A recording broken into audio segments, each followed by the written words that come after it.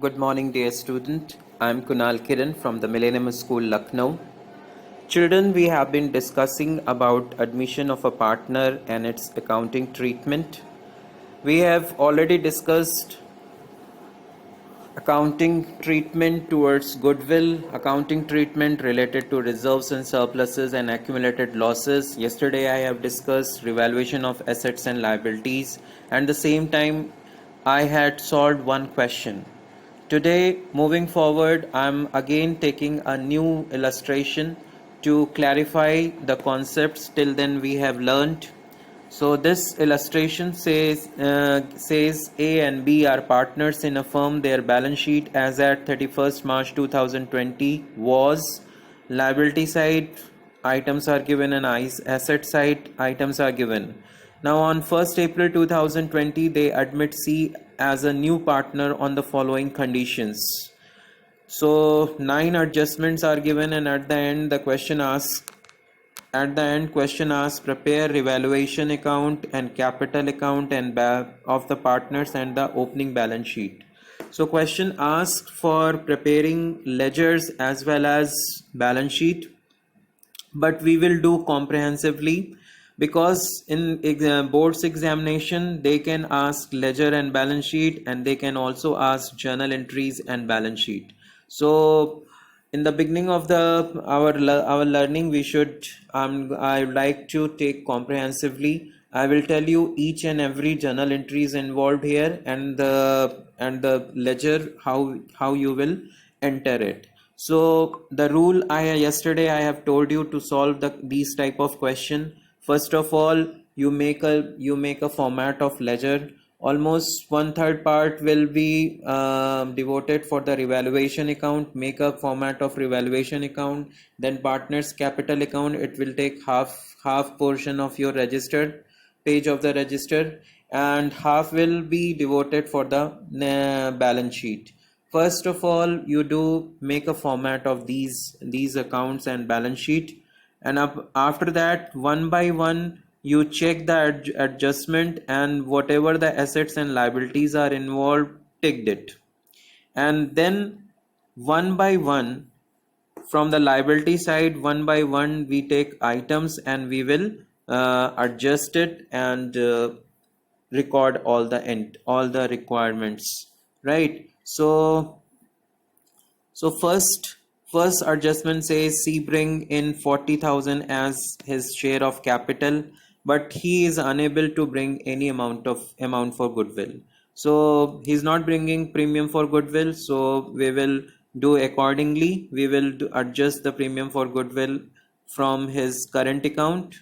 I hope you would have remembered when the new partner does not bring premium for goodwill, then the journal entry will be his current account debited to old partner's capital account in their sacrificing ratio.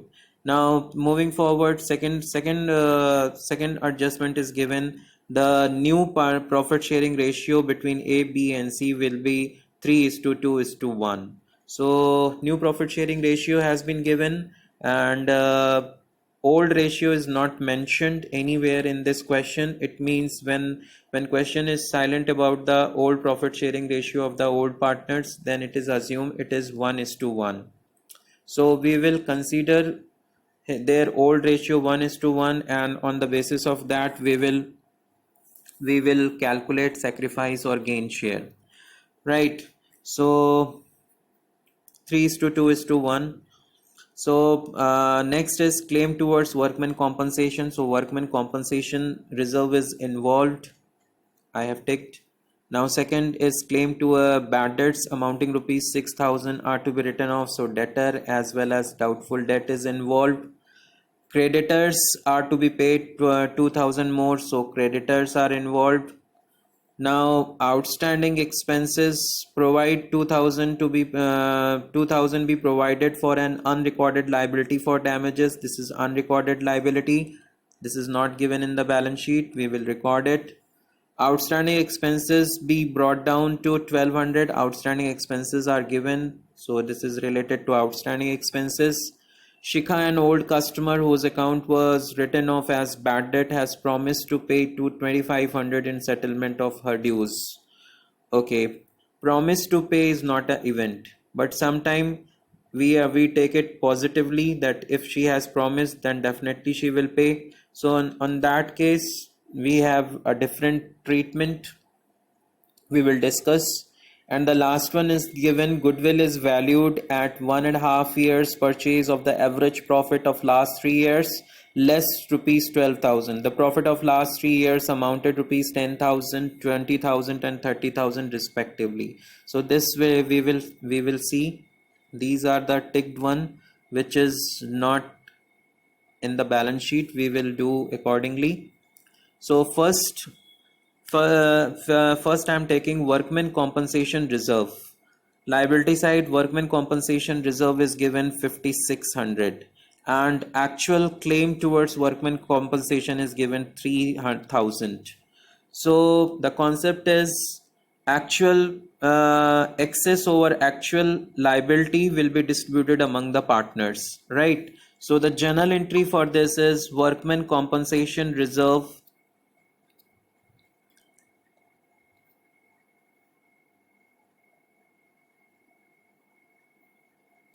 So the journal entry is for this workmen compensation reserve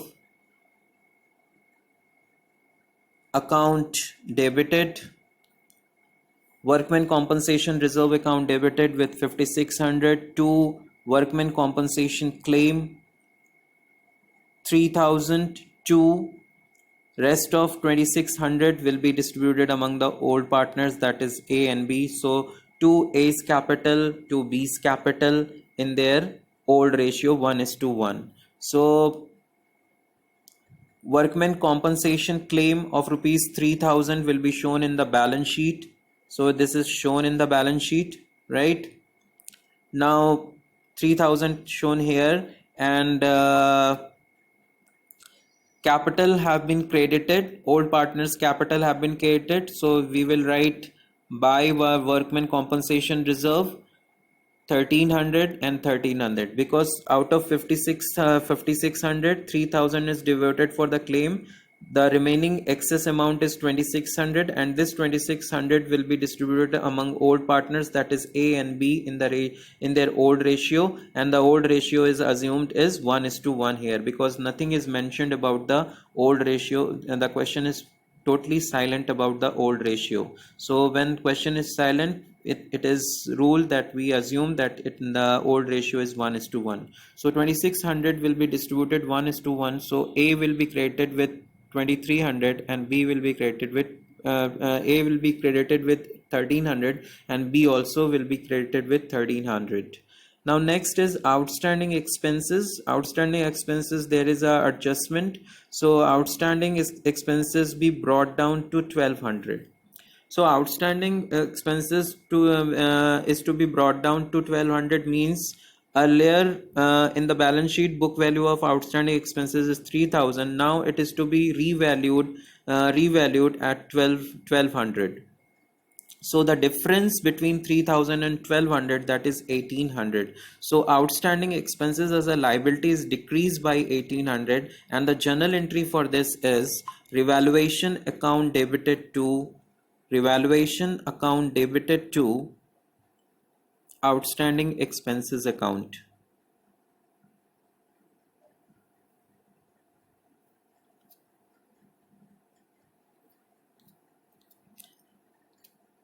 So it is not written actually. So outstanding expenses journal entry will be it is a loss for the business, it is a income for the business. So outstanding expenses decrease in liability should be debited, outstanding expenses account debited to revaluation account. So revaluation account will be credited with outstanding expenses by outstanding expenses 1,800 and in the balance sheet you will show 1,200. In the balance sheet 3,000 minus 1,800, that is 1,200. So this will be shown on in the balance sheet. Now next item given is creditors. So creditors, there is an adjustment. Claim to creditors are to be paid 2,000 more, means liability towards creditor is increasing. So increase in liability is a loss for the business. So journal entry will be revaluation account debited to creditors account. So revaluation should be debited with to creditor 2000, and the balance sheet you will show creditors adding the 2000. Earlier it was 30,000, now it become 32,000, right? Now next item is given partners capital balances. It should be brought down. So in their capital account, we will brought down their capital by balance BD 50,000 and 60,000. Now next item is cash. Cash is given 10,000. So now C is bringing 40,000. Now cash become 10,000 plus 40,000, 50,000. So 50,000 we will show in the balance sheet, and the same time C brings the journal entry for this is bank account debited to C's capital account. So C's capital account will be credited. In the C's column you will write by cash 40,000.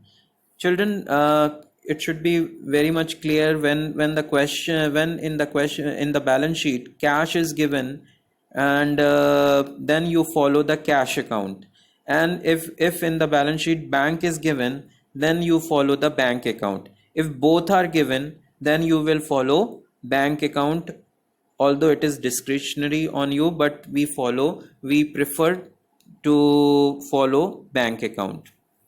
Now here cash is given, so all the journal entries in which payment received or payment made, then we will use cash. So in the partners capital account, buy cash and put the amount 40,000 in the C's column. Now next is sundry debtor 80,000. There is a adjustment. So there is a adjustment, fourth number adjustment. Bad debts amounting rupees 6,000 are to be written off. So I have clarified the whole here. So bad debts 6,000, the journal entry is bad debts account debited to debtors 6,000. Now this bad debt loss can be recovered, set off against the provision for doubtful debt. We have a balance of provision for doubtful debt in the question is 4,000. So out of this 6,000, 4,000 can be set off against provision for doubtful debt, and rest of 2,000 will become the loss for the business. So the journal entry for setting off the provision for doubtful debt against bad debt. So provision for doubtful debt account will be debited and bad debt account will be created with 4,000. Why provision for doubtful debt account is debited? Because provision shows credit balance. So when you are setting off, it should be debited, and bad debt account is showing debit balance. It should, when you are setting off or writing off, it should be credited. So provision for doubtful debts account debited to bad debts account, and rest of bad debt should be written off against revaluation. So this is a loss, actual loss for the business. So revaluation account debited to bad debts account. So instead of passing, you can do it by passing 3 entries, and you can make a arrangement or make a recording in your accounts as well. Like here, first bad debts account is debited and debtor account is credited. So debtor balance should be reduced by 6,000. So debtors account should be reduced by 6,000. So sundry debtor, earlier it was 80,000, now it is 74,000, right? So next journal entry says provision is totally used in the question. Provision shown 4,000, and there is a bad debt of 6,000. So out of 6,000, 4,000 will be set off against provision for doubtful debt. So provision for doubtful debt become nil. So nothing will be shown in your balance sheet as a provision for doubtful debt. You can see it. There is no provision for doubtful debt shown because it is write off against the bad debt. And rest of 2,000 is a loss, which I have passed the journal entry revaluation account debited to bad debt. So this is shown here. Bad debts 2,000. So If you have followed in that way, the journal entry you have followed in this way, then what I have discussed right now, that will be followed. But alternatively, what you can do, you can pass one journal entry. See, bad debt is here debited with 6,000, here it is credited with 4,000, and here is it is credited with 2,000. So debit is cancelled by credits, right? So debtor is credited. Provision for doubtful debt account will be debited with 4,000 and revaluation account debited with 2,000. So the combined journal entry can be provision for doubtful debt account debited with 4,000, revaluation account debited with 2,000, to debtors 6,000. So in this case, we will show debtor in revaluation account. We will write, instead of two bad debt, we can write two debtors 2,000, and provision for doubtful debt will not be shown because it become nil, because it is set off against the bad debt, or you can say set off against the debt decrease in debtor. So debtor will be decreased by 6,000. Both are correct. So in the solution, this two bad debt can be written two debtors also, right? Now I'm going to the next point. Going to the next point, that is stock. So stock is given 20,000. There is no adjustment related to stock. So stock will be as it is, 20,000 as it is. You can show it in the balance sheet, right? So next is machinery. There is no adjustment towards machinery, so machinery account will be shown as it is. They have shown 38,600, right? So now there is a accumulated losses. Profit and loss account is given in on the asset side, that is debit balance of profit and loss. As I have discussed, as I told you, that accumulated losses will be distributed among the old partners in their old ratio. So the journal entry for this is A's capital account debited, B's capital account debited, to profit and loss account 4,000, and the A and B's capital should be debited with 2,000 each. So in partners capital account, we will write two partner profit and loss account. A's capital should be debited with 2,000 and B's capital should be debited with 2,000. So now profit and loss will not be shown in the new balance sheet because it is written off. Now come to the first. C brings 40,000 as his share of capital, but he is unable to bring any amount for the goodwill. Okay, for capital we have already discussed. Cash is already increased by 40,000, and as well as we have also discussed that it is shown in the capital C's capital account. Now the question arises, if he is not bringing premium for goodwill, then what will be the entry? So we know it, when new partner does not bring in any goodwill, then the journal entry will be new partner's current account debited to old partner's capital account in their sacrificing ratio. So first of all, we calculate, check whether who is sacrificing. So here in fourth explanation, sacrifice share equal old share minus new share. A's sacrifice or old share was 1/2 and new share is 3/6. So 3/6. So A is not sacrificing at all because difference between old share and my new share is nil.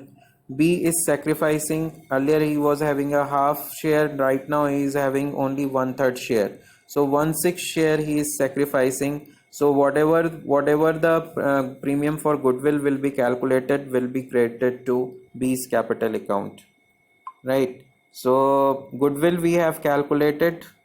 It is average of 3 years profit. So as per the question, they have given you 10,000, 20,000 and 30,000. We will calculate the average, that is 20,000.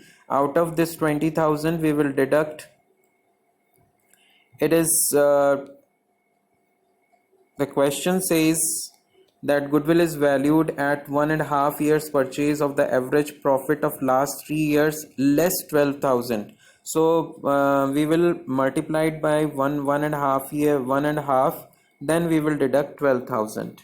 So they have shown goodwill equal 20,000 multiplied by 3 by 2 minus 12,000, that is 18,000.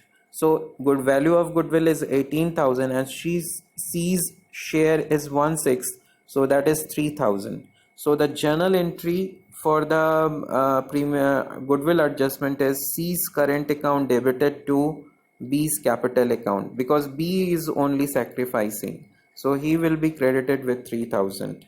So it will be shown its capital account. So in partner's capital account, by C's current account, in B's column we will write 3,000, and C's current account is having a debit balance that will be shown on the asset side of the balance sheet. So this is shown here, right? Now next is there was 2,000 to be provided for unrecorded liability for damages.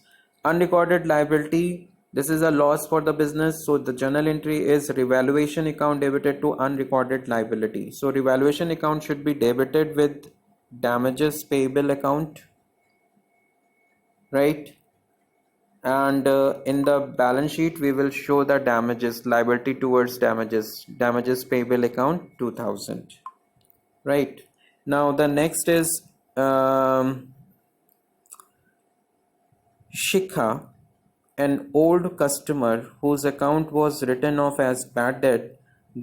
She promised to pay to 2,500 in settlement of her due.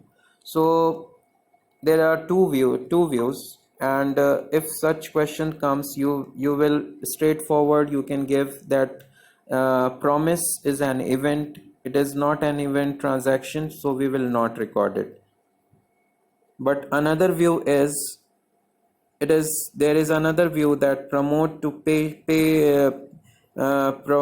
to pay should be recognized as a gain, that is bad debt recovered. In this situation, sundry debtors account should be increased, because right now we haven't received the money, so it is an income. For income, revaluation account will be credited and sundry debtors account will be debited.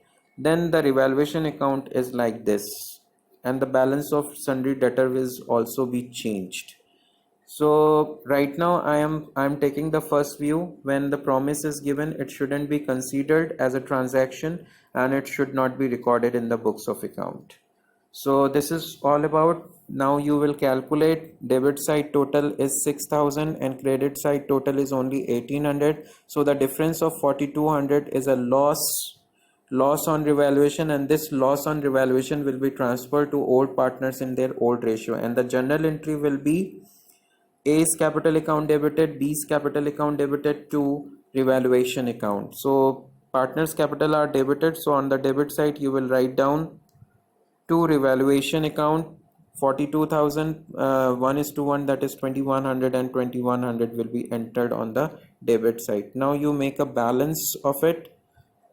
A's capital credit total is 51,300. On the debit side it is only 4,100, so balance is 47,200. The same way you will calculate the credit side total, sum of this credit column. So it is 64,300, but on the debit side only 4,100, so the difference is a balance 60,200. C's column only 40,000 there, so you will write 40,000 debit, there is no amount, so this will become the balance 40,000. These balances will be carried forward to the balance sheet. So in the balance sheet you will write this, right? So after that you just total the balances and you will get the answers of the balance sheet. This is all about the question. Question number 1 question I have discussed, and